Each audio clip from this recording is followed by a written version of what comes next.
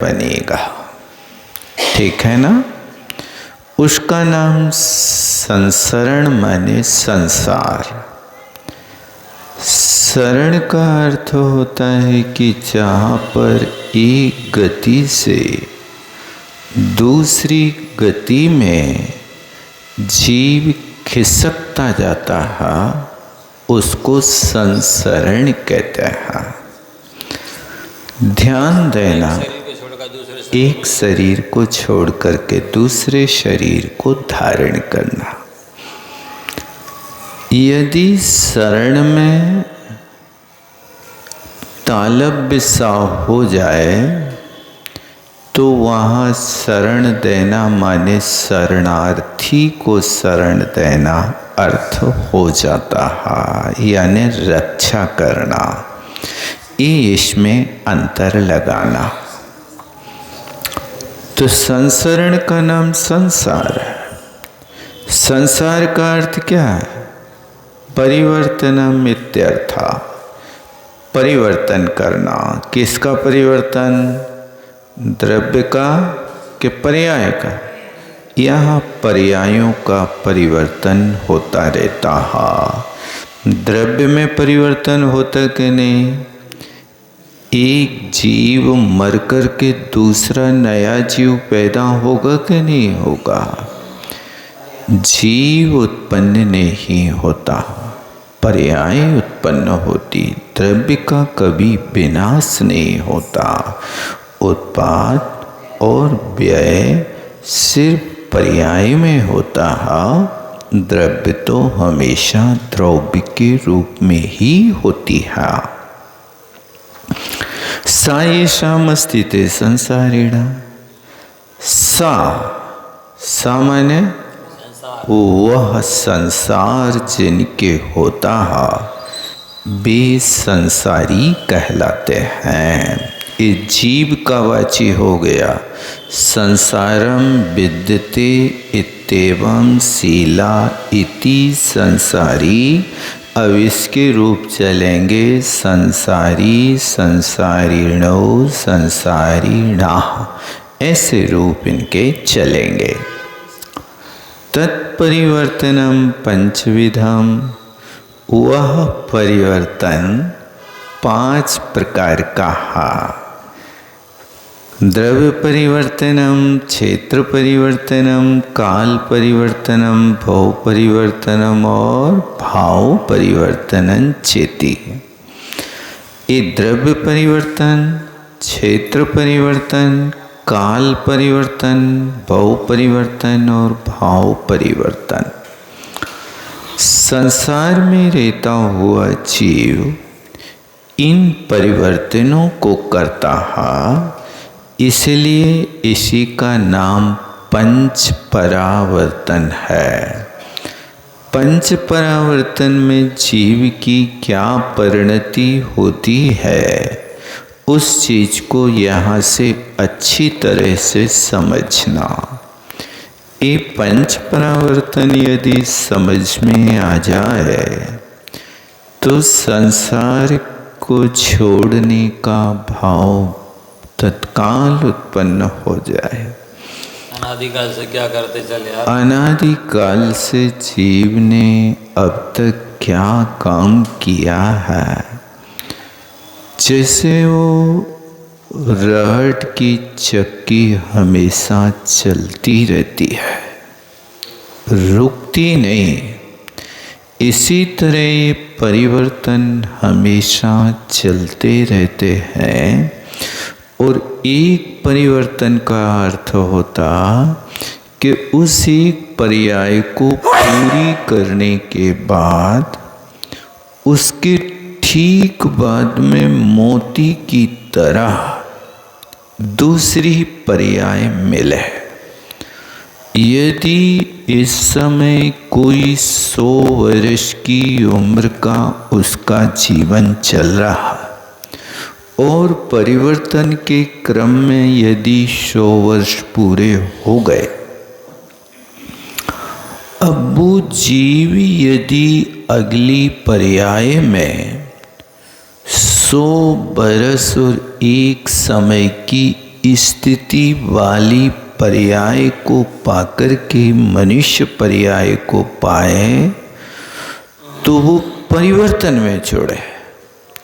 अब यदि 100 वर्ष और 10 वर्ष की उम्र ज़्यादा हो गई और कड़ी जुड़ना थी 100 वर्ष एक समय से, तो भी वो पर्याय आपकी फिर खाली चली जाएगी।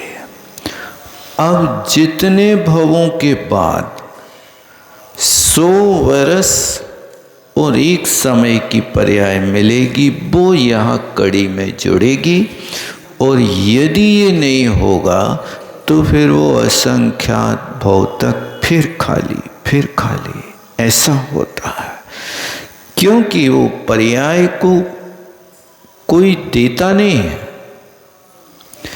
ये आत्मा के परिणाम ऐसे हो जाएं कि जिन परिणामों के माध्यम से योग और कषाय की उपस्थिति मध्यम लेशा के परिणाम से जो पूर्व परिणाम में 100 वर्ष की उम्र बांधी थी, अब वो ही परिणाम मिले, वो ही लेशा मिले, वो ही क्षेत्र मिले और वो 100 वर्ष और एक समय की मिले तो काउंटिंग होगा, अन्यथा आपका बाहर हो जाएगा। ऐसे परावर्तन होते हैं। मोतियों की माला बनाई जा रही है। अब ये एक मोती है जो चना के दाने के बराबर आपने माला में परोया है। अब यदि दूसरा मोती आपको यदि आंवले के दाने के बराबर मिले तो उस मोती को पोओगे माला में कि नहीं पोओगे? नहीं हो। आप कहोगे आंवले के माला की बराबर भी कोई मोती होता है? हाँ, रीठा वगैरह की माला बना लेते हैं ना, रुद्राक्ष की बना लेते हैं। तो कई लोग इतनी बड़ी बड़ी माला के खड़े खड़े पाटा पे खड़े होकर जमीन में लटकती रहती है। कमलगट्टा तो छोटा होता महाराज जी, रुद्राक्ष आंवले के बराबर भी हो जाता है। तो एक चना के दाने के बराबर मोती हो और दूसरा आंवले के दाने के बराबर हो तो वो माला में परोया जाएगा कि नहीं? नहीं परोएंगे। वो माला में तभी होगा कि आंवले के बराबर है तो आंवले के बराबर होना चाहिए, चना के दाने के बराबर है तो चना के दाने बराबर। इसी तरह 100 वर्ष की पर्याय उम्र है, उस 100 वर्ष एक समय की जब मिलेगी तब वो परावर्तन में जुड़ेगी, अन्यथा वो खाली चली जाएगी, वो फिर उसके साथ संबंध नहीं होगा। ये तो एक दृष्टांत है अभी। अब एक एक परावर्तन की यहाँ परिभाषा बताते। तत्र कुत्र, जो 5 प्रकार के परावर्तन कहे हैं ना, उन 5 प्रकार के परिवर्तन में द्रव्य परिवर्तन की चर्चा करते हैं। सो द्रव्य परिवर्तन तो विधम 2 प्रकार का है। एक नो कर्म द्रव्य परिवर्तनम, एक कर्म द्रव्य परिवर्तनम चेति। ये नो कर्म द्रव्य और कर्म द्रव्य, इनको समझते हैं आप क्या कहलाता है? नो कर्म परिवर्तन का अर्थ कि जिन पुद्गल बरगड़ाओं से शरीर का निर्वाण होता है उन वर्गणाओं को नो कर्म परिवर्तन कहते हैं। समझ गए ना?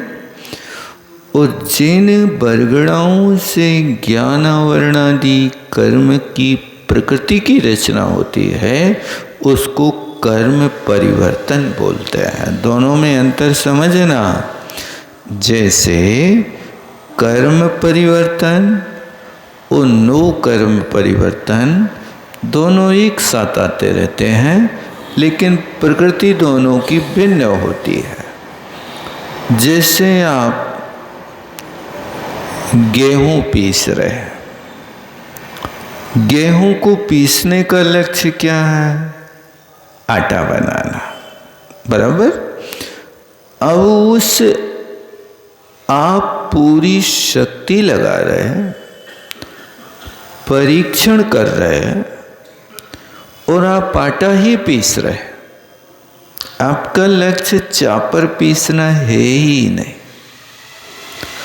लेकिन आप इतनी सावधानी रख रहे कि थोड़ा सा आटा मोटा लगता है तो आप मशीन के कान दबा देते हैं, बारीक कर देते हैं ना।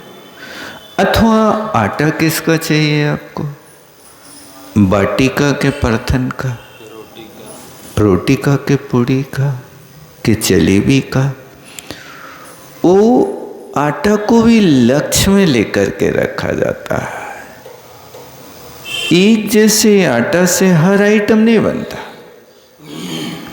बाटी का आटा होगा तो दानेदार होगा, और जलेबी का होगा तो पाउडर होगा, कपड़ छान जैसा होगा। तो ये आटे को आपने पीसा है, लेकिन उसके बाद भी आप जब चालने बैठते हैं तो वो मोटा मोटा जो चापर होता है वो चापर अलग हो जाती है, आटा अलग हो जाता है। तो जो आटे में चापर के कण आए उनको समझना नौकर्म वर्गणा। चापर की रोटी बनेगी कि नहीं बनेगी, चापर का तो दरिया बनेगा, रोटी तो नहीं बनती है। रोटी बनती है चापर के, लेकिन जो आटा है उसकी रोटी बनेगी। इसी तरह आटे की तरह जो बारीक पुद्गल वर्गणा होती है वो कार्मण वर्गणा होती है। उससे ज्ञान वर्णादि 8 कर्मों की रचना होती है। और जो मोटा चापर है उससे मोटी मोटी हड्डी, पसली, मांस, शाद धातु आदि का निर्माण होता, शरीर बनता। 6 पर्याप्तियां होती हैं। उस शरीर में सभी एक जैसे पदार्थ नहीं है। संगठन को बनाने के परमाणु अलग, उस संस्थान को बनाने के परमाणु अलग। संगठन बनेगा तो किससे बनेगा, मोटी वस्तु से, कठोर वस्तु से, जिसके माध्यम से शरीर को ढोने की क्षमता हो। शरीर को ढोने की क्षमता है तो किसमें, ये हड्डियों का जाल सारे वजन को ढो रहा है, क्षमता है। यदि हड्डियां ना होवे तो ये भार किस पर हो गया। वैक्रियक शरीर की व्यवस्था अलग और औदारिक शरीर की व्यवस्था अलग। 256 हड्डियों का जाला बनकर खड़ा होता तब ये शरीर की रचना होती है। वो यदि पिंजड़ा ना बने तो कहाँ पर आपका काम चलेगा। तो इन नौकर वर्गणाओं में सब वर्गणाएं, कोई मोटी होती तो हड्डी बन जाती है, कोई पतली होती है तो वात पित्त कफ बन जाता है। ऐसे 7 प्रकार की धातुओं को अपने खल रस भाग परिणमाने की योग्यता उनमें स्वयं ही होती है।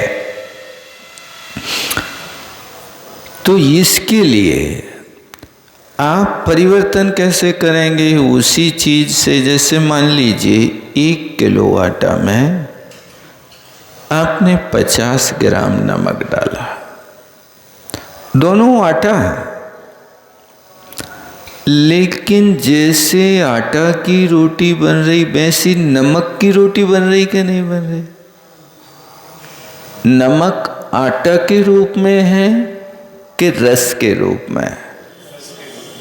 अब वो नमक को जब आपने आटा माड़ा था तब नमक को तो आटे के रूप में डाला था, लेकिन जब उसको माड़ने बैठे और पानी का संयोग मिला तो वो नमक का आटा रस बन गया, घुल गया। अब यदि नमक का एक कण भी शक्कर के दाने के बराबर रहेगा तो रोटी का मजा बिगाड़ेगा। बिगाड़ेगा कि नहीं बिगाड़ेगा? खटखट करेगा दांतों में, लड़ेगा दांतों से। तो वो आटा मिलाया तो है, लेकिन वो नमक का आटा क्या हो गया? रस भाग रूप परिणमन कर गया। कैसे कर गया? रस रूप। और जो आटा है वो आटा रोटी के रूप परिणमन कर गया। ऐसी पुद्गल वर्गणाएं ऑटोमेटिक परिणमन करती रहती हैं, जैसे आटे में नमक परिणमन करता है। दाल में आपने हल्दी का पाउडर डाला, लेकिन वो पाउडर दृष्टिगोचर हो रहा कि नहीं हो रहा? आपको वर्ण दिखाई दे रहा, कहीं हल्दी का पाउडर तो दिखाई देता ही नहीं। वो क्या हो गया? रस रूप परिणमन कर गया। इसी तरह ये वर्गणाएं खल रस रूप परिणमन खलते। खल का अर्थ मोटा मोटा भाग और रस का रूप खून आदि के रूप में परिणमन हो जाता है। श्राद्ध धातुओं में पीप नहीं आती, पीप विकार है, वो शुद्ध धातु नहीं। रक्त जो है वो शुद्ध धातु है। तत्र, अब देखो दो हित की द्रव्य परिवर्तन के, नोकर्म द्रव्य परिवर्तन और कर्म द्रव्य परिवर्तन। उनमें सबसे पहले नोकर्म द्रव्य परिवर्तन को कहते। तत्र नोकर्म द्रव्य परिवर्तनम नाम। जो नोकर्म द्रव्य परिवर्तन है उसको कहते हैं त्रयाणाम शरीराणाम शरणाम पर्याप्तीनाम योग्याये पुद्गला एकेन जीवेन एकस्मिन् समये गृहीता। तीन शरीरों के योग। देखो ध्यान देना, तीन शरीर एक साथ लोगे कि अलग अलग? यहाँ लिखा है नाना जीवों की अपेक्षा। नाना जीवों की अपेक्षा कितने शरीर हैं? औदारिक, वैक्रियक, आहारक। ठीक है ना? कार्बन तेजस का तो हमेशा आगमन होता रहता है, उसको पर्याप्ति से नहीं जोड़ना। पर्याप्ति से जोड़ना तो तीन वर्गणा। अब तीनों वर्गणाओं को एक जीव ग्रहण नहीं करेगा एक साथ। जो मनुष्य त्रेंच होगा वो औदारिक वर्गणा को ग्रहण करेगा, देव नारकी होगा वो वैक्रिक वर्गणा को ग्रहण करेगा, और जो मुनि महाराज ने आहारक शरीर का बंद कर लिया भी मुनि महाराज आहारक की वर्गणाओं का संचय करेंगे। कई लोग तीन शरीर का अर्थ समझते हैं कि यहाँ पर तीनों शरीर की वर्गणा एक जीव एक समय में ग्रहण करता है। एक जीव एक समय में इन तीनों को नहीं लगाना। तेजस कार्बन की व्यवस्था नहीं। तेजस कार्बनाएं तो आती रहती हैं और उससे तेजस कार्बन से कोई पर्याप्ति का निर्माण नहीं होता। पर्याप्ति का निर्माण आपको जिससे करना है उसको पकड़ना, ठीक है ना? तो जीव मनुष्य गति के जीव को तीन वर्गणाओं में से एक वर्गणा को ग्रहण करना। तीन वर्गणाएं, लेकिन पर्याप्ति छहों होंगे। एक एक वर्गणा को ग्रहण करने वाला जीव भी छहों पर्याप्तियों का निर्माण करेगा। छहों पर्याप्तियों के योग ये पुद्गला एकेन जीवेन। इन पुद्गलों को एक जीव के द्वारा एकस्मिन् समये गृहीता, एक समय में ग्रहण किया। और वो पुद्गल वर्गणा कैसी है देखो, स्निग्ध, रुक्ष, वर्ण, गंधादिभी ये जो वर्गणाएं हैं वे सारी की सारी कुछ स्निग्ध हैं, रुक्ष भी हैं, जिनका निर्वाण स्निग्धता की जरूरत है, उनसे स्निग्धता होगी, और कुछ में रुक्षता की जरूरत तो रुक्ष होंगे। तो स्निग्ध रुक्ष वर्ण गंध आदि के द्वारा अब किन परिणामों से ग्रहण किया? तीव्र परिणाम से, मंद परिणाम से या मध्यम परिणाम से? जैसे परिणाम के माध्यम से ग्रहण करेंगे भी उस रूप से यथा अवस्थित होकर के द्वितीयादि श्रमियों में निर्जीर्ण होने लगता है। माने नौकर्म वर्गणा है, यहाँ ग्रहण की है, वहाँ निर्जरा होना चालू हो जाती है। नौकर्म वर्गणा की निर्जरा से कभी अविपाक निर्जरा नहीं बनती है। अविपाक निर्जरा का विषय तो कर्म वर्गणा से होता है। नौकर्म वर्गणा तो हमेशा निर्जरा करते ही रहते हैं। शरीर के मैल को लोग हमेशा छुटाते ही रहते हैं। उस शरीर के मैल को छुटाने का नाम निर्जरा नहीं है। निर्जरा तो कोई अलग वस्तु है। इसलिए उस समय एक समय में ग्रहण किया। कैसे परिणामों से ग्रहण कर रहे हो, परिणाम को भी देखना है। तीव्र परिणाम, मंद परिणाम, मध्यम परिणाम। नार की जीव नरक से आकर मनुष्य बनता है तो तीव्र परिणाम के साथ में उस नौकर्म वर्गणा को ग्रहण करता है। क्यों? क्योंकि उस जीव ने आज तक ऐसी वर्गणाओं को ग्रहण नहीं किया। उसने अपने जीवन में जो वर्गणाएं ग्रहण की वो घृणित, कुथित, बहुत कष्टप्रद ऐसी वर्गणाओं को वो ग्रहण करता रहा। लेकिन मनुष्य गति की वर्गणाएं तो अच्छी होती हैं, उनको उसने द्वितीयादि समय में ग्रहण करके छोड़ दिया। देवगति का जीव जब मनुष्य बनता तो वो मनुष्य गति की वर्गणाओं को बहुत धीरे धीरे ग्रहण करता है। क्यों ग्रहण करता है? क्योंकि वो वैक्रियक शरीर की बहुत सुंदर वर्गणाओं को छोड़ के आया, इसलिए उसको यहाँ पर ये वर्गणा रुचिकर नहीं लगती।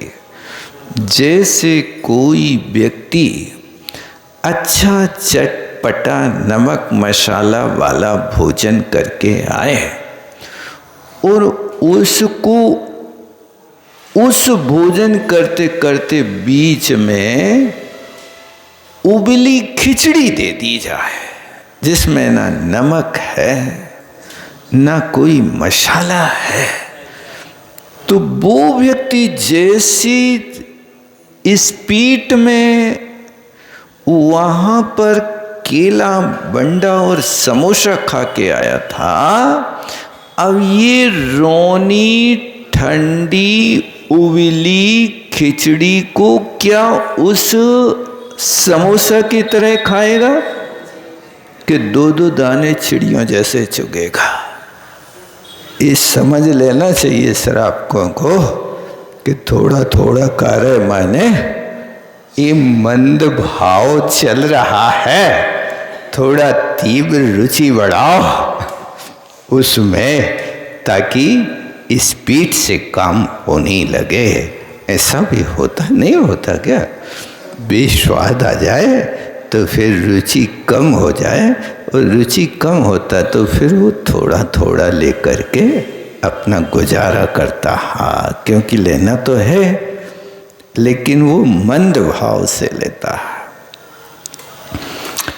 ऐसे द्वितीयादि समयों में उसको निर्जीर्ण कर देता है, निकाल देता। जैसे गर्मी के दिनों में गरम गरम पानी पिया और तत्काल पसीना के रूप में निकलने लगा, वो लिया और यहाँ निर्जरा चालू हो जाती है।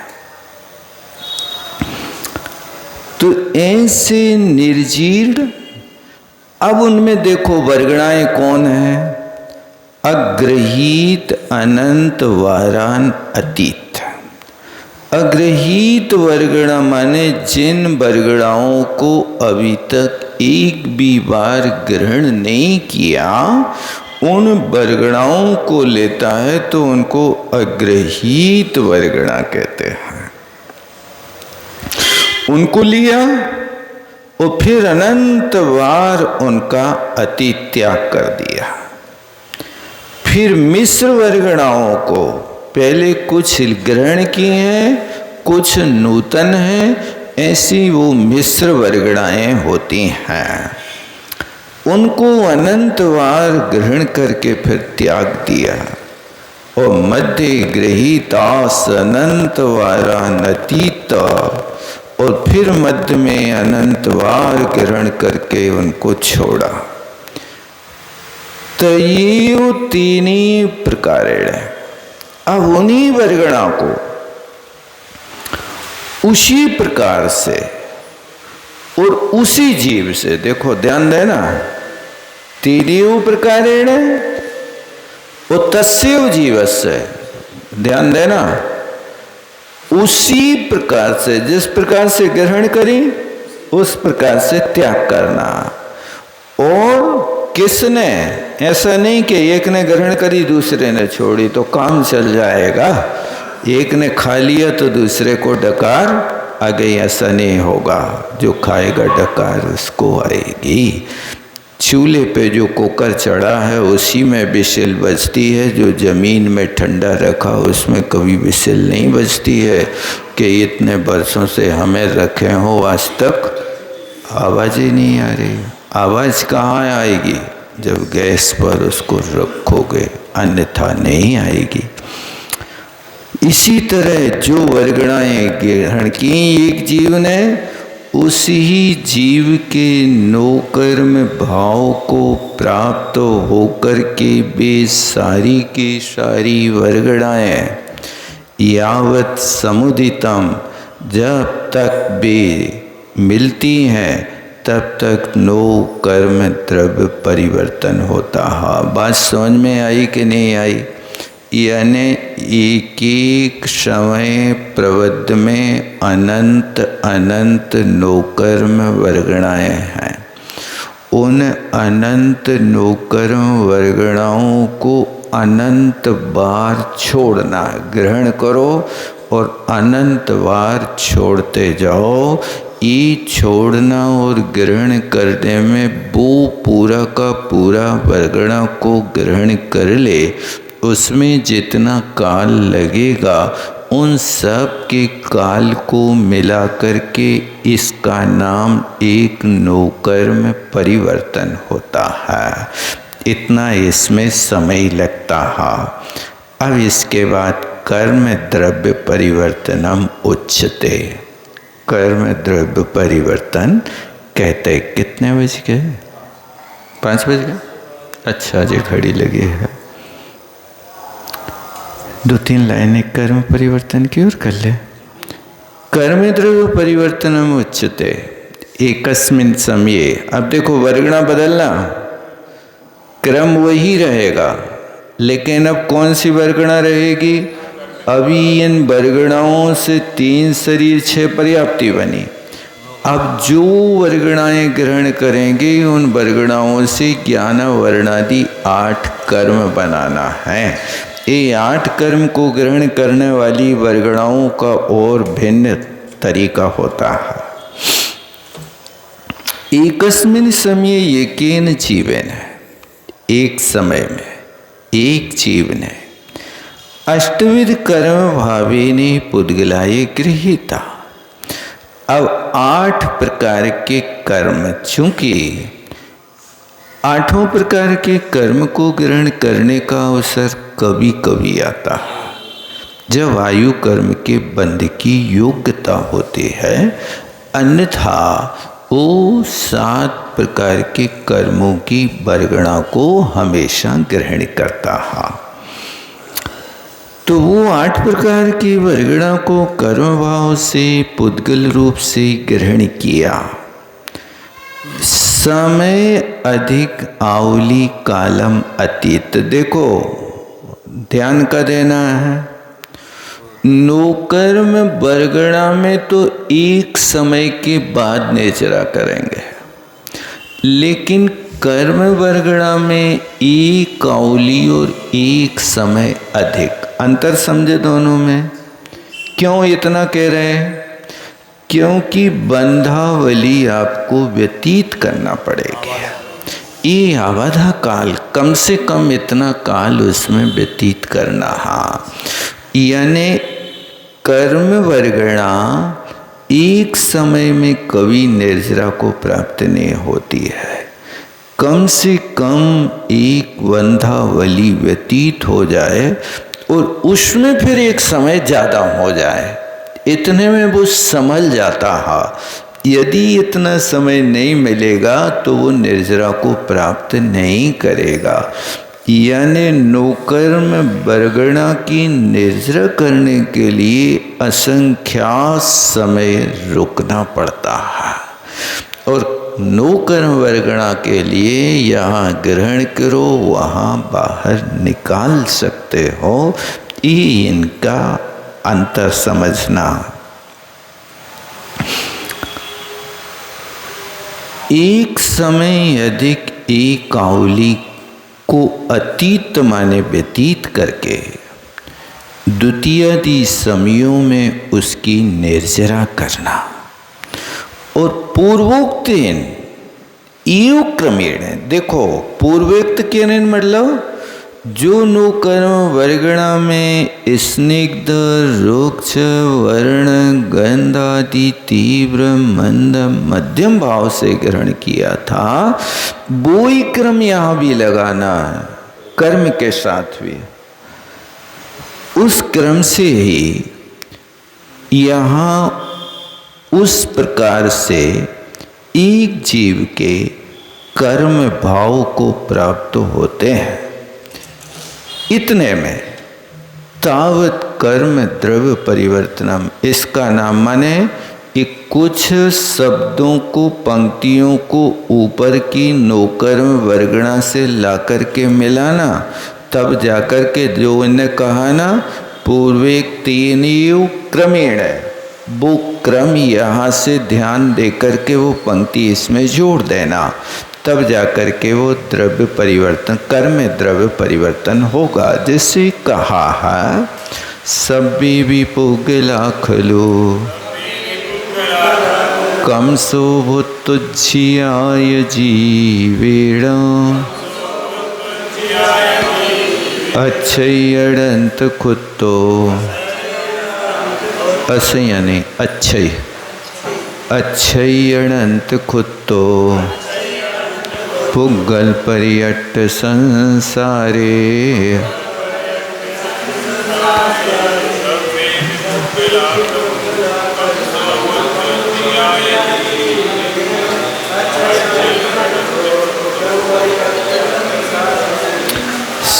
कहते हैं सभी पुद्गल वर्गणा को खलु माने निश्चय से क्रम से भूत उज्जिया, दो शब्द निकलना है इसमें से, भोगा और त्यागा, दो शब्द दो क्रियाएं हैं इसमें, भोगना और त्याग करना ये जीव ने किया। ऐसा कब तक किया? अनंत कुतो अच्छई माने अनेक बार, अच्छई माने अशकृत, सकृत माने एक बार और असकृत माने अनेक बार, ऐसा अनंत बार ग्रहण करता है, इसका नाम पुद्गल परिवर्तन है। इसको पुद्गल परिवर्तन संसार कहते हैं, अथवा द्रव्य परिवर्तन कहते हैं, अथवा नौकर्म परिवर्तन और द्रव्य कर्म परिवर्तन कहता है। इतना ही रहता है। मतलब अनादिकाल से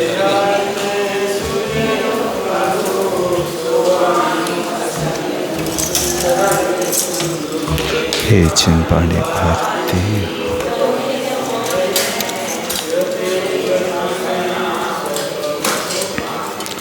दैव वचन और अंत को गुरु